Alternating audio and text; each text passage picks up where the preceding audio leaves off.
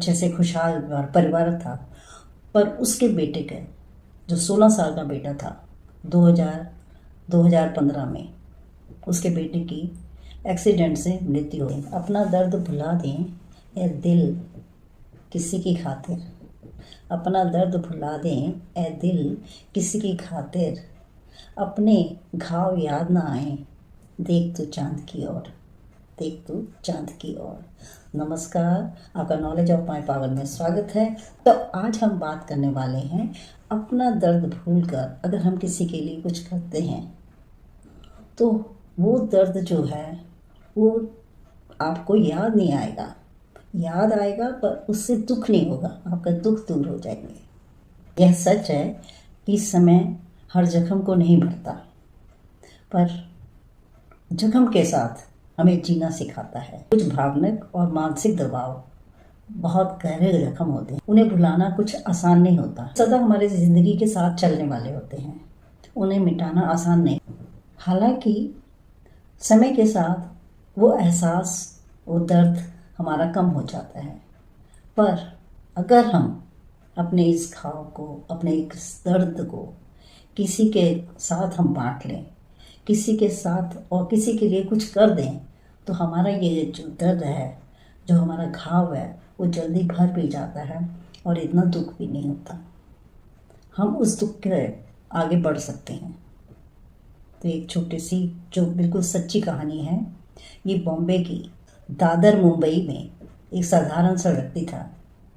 बहुत अच्छे से खुशहाल परिवार था, पर उसके बेटे के जो 16 साल का बेटा था 2015 में उसके बेटे की एक्सीडेंट से मृत्यु हो गई। और एक्सीडेंट कैसे, आपको पता है सड़कों में जगह जगह गड्ढे होते हैं, तो कितनी मुश्किल, कितने एक्सीडेंट्स हो जाते हैं उन गड्ढों के कारण।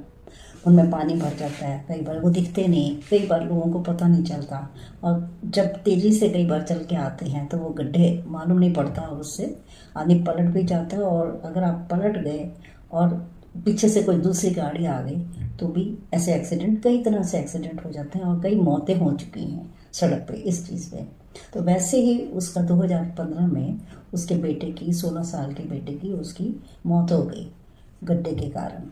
अब उसने सोचा कि मैं क्या करूं, दुखी तो बहुत था, एक बेटा अपना यंग जवान हो रहा बेटा और उसकी डेथ हो जाए तो कितना दुख होता है। पर उसने उस दुख को दुखी होने के बजाय और सरकार को गालियां देने की बजाय उसने खुद ये बीड़ा उठाया और जगह जगह जितने गड्ढे होते थे वो उसको भरता था। रोज़ सुबह उठता था, वो अपना सामान लेता था, जैसे आसपास जो बिल्डिंग्स बन रही होती थी वहाँ से वो मिट्टी लेता था, पत्थर लेता था और उससे गड्ढे को भर के फिर ऊपर से वो सीमेंट लगा देता था। ऐसे ही 2015 तक, लास्ट तक जाके उसने 600 गड्ढे पूरे भर दिए।